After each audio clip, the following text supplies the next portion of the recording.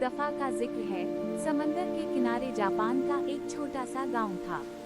उसी गांव के किनारे एक बड़ा और मशहूर होटल खड़ा था। इस होटल का नाम दूर दूर तक इसलिए मशहूर था कि वहां का खाना लजीज था और इसकी मालिका की खूबसूरती की मिसालें लोग हर जगह देते थे। इस होटल की मालिका अपने आप को ला बेल वेनेजिया कहती थी। वो अपने इस नाम को बिल्कुल ताज की तरह फख्र से सर पर सजाए रखती थी। इसके बाल आधी रात की तरह गहरे सियाह, जल्द समंदरी झाग जैसी सफ़ेद और नरम, और आंखें इतनी तेज और गहरी थी कि जैसे किसी के दिल तक झानक लेती हूँ। इसे अपनी खूबसूरती पर इतना गुरूर था कि वो सिर्फ यकीन नहीं रखती थी, बल्कि पूरी तरह जानती थी कि पूरी दुनिया में कोई औरत इसका मुकाबला नहीं कर सकती। हर शाम जब थके हुए मुसाफिर होटल में आते और लंबी लकड़ी की मेज़ों के गर्द बैठकर खाना खाते तो वेनेजिया अपने रेशमी लिबास की हल्की सी सरसराहट के साथ आहिस्ता आहिस्ता इनके दरमियान चलती। इसकी चाल में फख्र था और आंखों में अपनी खूबसूरती का नशा। फिर वो हल्का सा झुककर मुस्कुराहट के साथ, मगर दिल में गुरूर भरकर, हमेशा एक ही सवाल पूछती। बताओ ए मुसाफिर, क्या तुमने मुझसे ज्यादा खूबसूरत औरत कभी देखी है? मुसाफिर जवाब देते, आप जैसी खूबसूरत कोई नहीं। आपका चेहरा तो चांद से भी ज्यादा रोशन है। आपकी बातें मेरे दिल को छू गईं। हर तारीफ पर वो उनके खाने की कीमत चंद सके कम कर देती, जैसे खूबसूरती भी रोटी की तरह खरीदी और बेची जा सकती हो। वैसे तो 12 सके बनते हैं, मगर आपके लिए सिर्फ 6। मगर उसी होटल के साए में उसकी बेटी सदफ मेहनत करती रहती थी। वो सिर्फ 18 बरस की थी। इसके बाल लंबे और खूबसूरत थे जो लहराते हुए कमर तक गिरते थे, और आंखें बारिश के बाद जंगल के गहरे सब्ज तालाब जैसी थीं। जहां उसकी माँ तारीफ की तलबगार थी, वहां सदफ बगैर किसी बदले के मेहरबानी करती थी। वो सुबह से पहले उठती, ठंडे कुएं से पानी निकालती, फर्श को इस कदर साफ करती कि वो चमक उठता, भारी ट्रे उठाकर मेहमानों को खाना देती, और रात देर तक मोमबत्ती की हल्की रोशनी में फटे हुए कपड़े सीती रहती। वो कभी तारीफ नहीं चाहती थी, मगर फिर भी लोग इसकी तारीफ करते थे। एक ठंडी और खुशगवार खिज़ां की शाम थी जब एक अजनबी सराय में आया। वो लंबे कद का आदमी था, सियाह ऊन की चादर में लिपटा हवा, और इसका चेहरा सफर की गर्द और तेज हवाओं से सख्त हो चुका था। वो चुपचाप बैठकर खाना खाता रहा। जब ला बेल वेनेजिया अपने हमेशा के अंदाज में इसके पास आई और हल्का सा झुककर अपना मशहूर सवाल पूछा, बताओ ए मुसाफिर, क्या तुमने अपने सफरों में मुझसे ज्यादा खूबसूरत औरत कभी देखी है? तो अजनबी ने आहिस्ता से सर उठाकर उसकी तरफ देखा।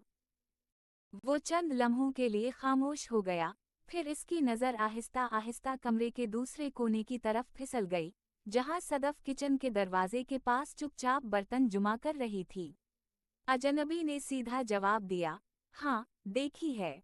तुम्हारी बेटी तुमसे ज्यादा हसीन है। ये अल्फाज कमरे की खामोशी में ऐसे गिरे जैसे ठहरे हुए पानी में पत्थर। वेनेजिया की मुस्कुराहट वहीं जमकर रह गई। इसकी उंगलियां मेज के किनारे को इस जोर से पकड़ गईं कि गुठे सफेद पड़ गए। इस रात उसने अजनबी से और कोई बात ना की, मगर सराय का माहौल अचानक ठंडा और बोझल सा हो गया, जैसे आग भी अब पहले जैसी गर्म ना रही हो। जब अजनबी ने खाना खत्म करके हिसाब चुकाया तो वेनेजिया ने 2 गिना कीमत ली। वैसे तो 6 सके बनते हैं, मगर तुम्हारे लिए 20। अजनबी ने बगैर किसी शिकायत के सके मेज पर रख दिए।